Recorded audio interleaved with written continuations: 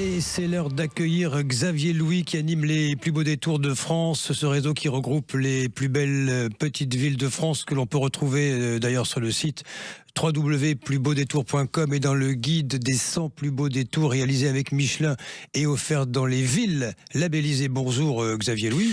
Bonjour Jean-François. Soyez le bienvenu. Xavier, les Français, ils aiment bien pendant les vacances découvrir des éléments forts du patrimoine, de notre patrimoine architectural. On a eu l'occasion d'ailleurs de parler de leur goût pour les cathédrales notamment, hein. C'est vrai qu'il y a un goût très prononcé, que vous savez, dans le sondage qu'on avait pu faire, et puis à partir des résultats de Cicérone, les choix que font les lecteurs du guide ou ceux qui vont sur le site. Marche bien Cicérone, hein. Oui. Mais c'est très intéressant parce que c'est très instructif et on s'aperçoit qu'il y a un goût. On l'avait parlé pour les randonnées, mais aussi il vient en deux les édifices religieux d'une manière générale.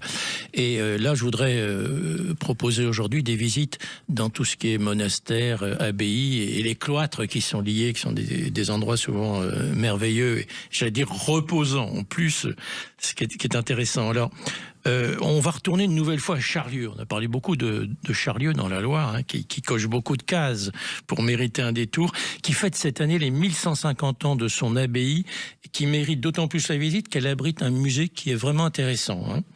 Et puis, si on avait le temps, je vous raconterais l'histoire beaucoup plus ancienne et étonnante de l'abbaye Saint-Colomban, qui est à Luxeuil-les-Bains, en Haute-Saône.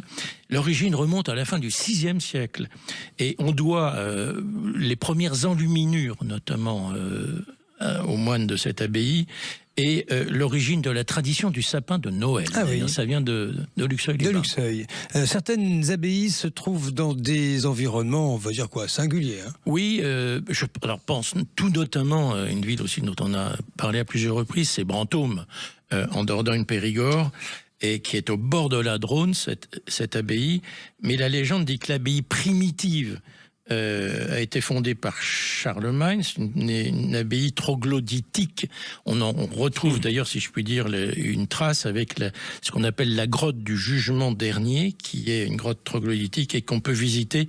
C'est un vestige assez étonnant et vraiment qui mérite la visite. Il y a un autre environnement singulier, plus classique, j'ai envie de dire, assez paisible. C'est l'abbaye Saint-Magloire qui est nichée au sein du quartier de Léon, hein, village de Léon à Dinan, dans les Côtes-d'Armor. Et c'est vrai que déambuler dans ce cloître, c'est quelque chose de, comme j'ai dit, de reposant qui nous projette un peu hors du temps. Alors vous voulez nous parler également d'une ville qui ne manque pas d'abbaye.